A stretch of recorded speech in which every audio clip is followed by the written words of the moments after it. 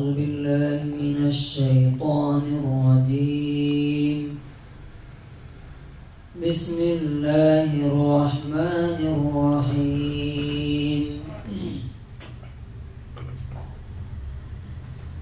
ولكل جعلنا موالي مما ترك الوالدان والأقربون والذين عقدت أيمانكم فآتوهم نصيبهم إن الله كان على كل شيء شهيدا.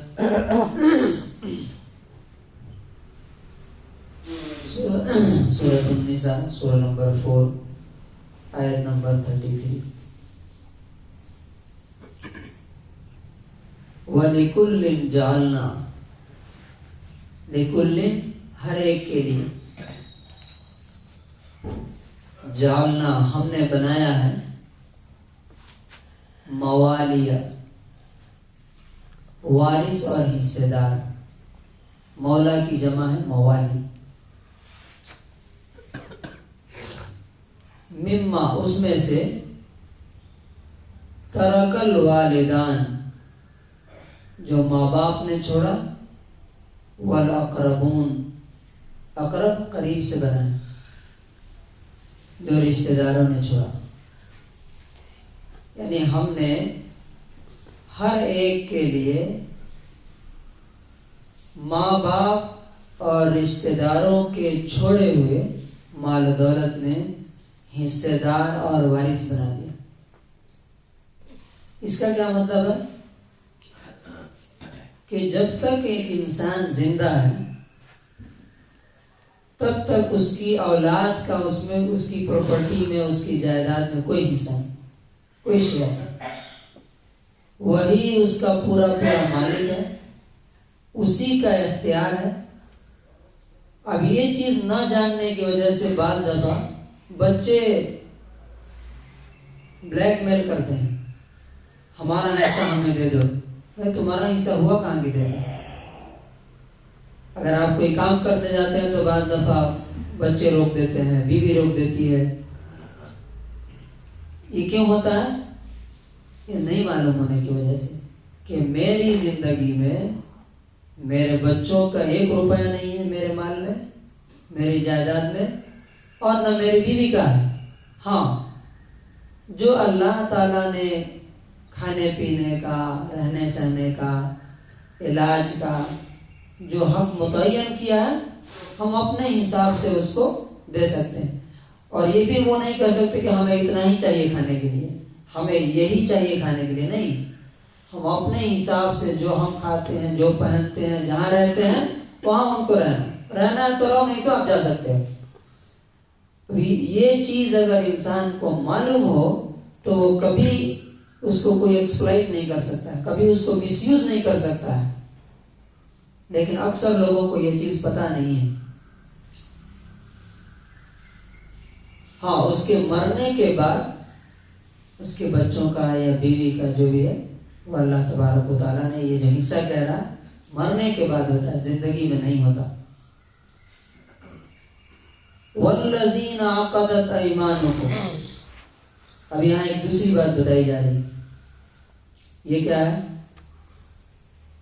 اسلام آنے سے پہلے ایک رواج یہ بھی تھا کہ 2 لوگ 2 دوست ہوتے تھے, وہ بولتے تھے, قسم کھاتے تھے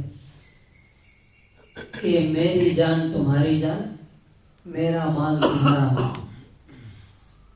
تو اس میں کیا ہوتا تھا کہ وہ جب ایک شخص مر جاتا تھا تو وہ اس کا دوست اس کا وارث ہوتا تھا اس کے مال کا.